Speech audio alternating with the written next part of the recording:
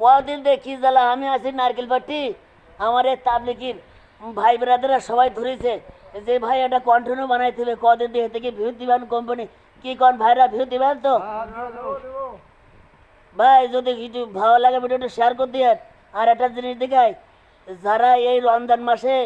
বেশি বেশি করে দান সৎকার করবেন ভাই সময় মতো 2 দিন এরপরে দান করলে ভাই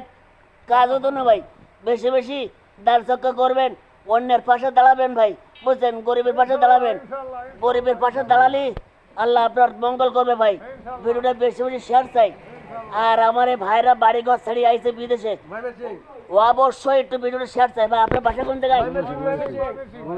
এই দেন এই ময়মনসিংহের লোকজন ভাই ভিডিওটা বেশি বেশি শেয়ার চাই